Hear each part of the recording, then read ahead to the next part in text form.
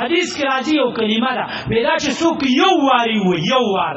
نو الله رب العزت اقا ان کې یو فرشته ته حکم وکي شل لاک نیکي د په عمل نامه کې ولیکي شل لاک نیکي اسی دا کلمه چې یو سره 15 پیری وي سو نیکي به ولیکي لکه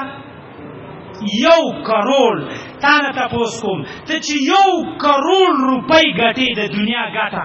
نو چې معشومې سپینګیری بشي او 1 کروڑ روپۍ بل فرض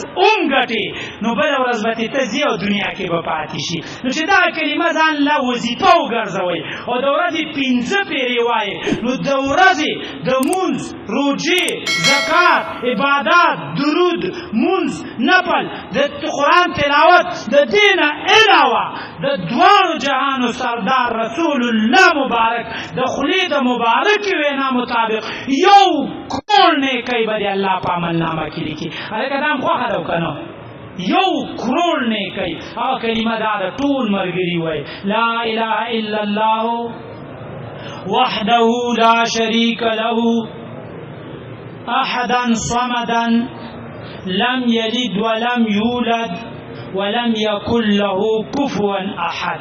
دا د خپل مبارک پیغمبر وینا ده چې یو واري سوکوي د جمعې د مونږ اجر به الله ځان لدار کی دراتلو د یو قدم اجر به الله ځان لدار کی کو دی یاد کړو بیا دی ویلا نو دا دی نور غټه شو کني ان شاء الله زما دا عقیده او ایمان دی نن د جمعې د مونږ چې کم کسان ذکر تا شلا کني کوي به الله د دې په عمل نامه کې لیکلي دا د رسول الله مبارک نه د زمون ایمان دی او یو حدیث کې راځي او درود شریف دی ډیرو مرګرو ته یادم دی وای دا چې رسول الله مبارک فرمای چې یو واري سوکوي او بیا فرشتي با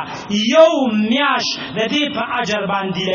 لګي د دې اجر په یو میاش کې ولیکل شي یو میاش چې فرشتي تعالی لیکلو کې د دنیا رډشتري به ډکی کړي جزا الله عنا محمدا صلى الله عليه وآله وسلم ما هو أهله دا یو واری اوس مونږوي او ان شاء الله اوس د هر یو کس د پاره او بیا پرشته لګیا شو د دې اجر بلیکي یو میاشت پورې بل دې اجر لیکي او مرګرو د اذان له وظیفه مقرر کړي نور هم د دې نه علاوه ذکر اسکار کوي دوه ورځې ژوند قسم په الله دا دنیا او د دنیا د محبت چې زمون زړه ته سونه کو شوی دی دا ګوره ډیر غیر مناسب دی او ذکر اسکار کوي کومو تاسو ذکر کو کني کو د دین خدمت کو کنه کو انوار براخجی او داسې و پریوزی او مرګ به یو ورځ راشي او د دنیا دار سبب پاتې شي د دنیا د ټول زیب او زینت به پاتې شي الله یې به تاسو ما ته خبر او علما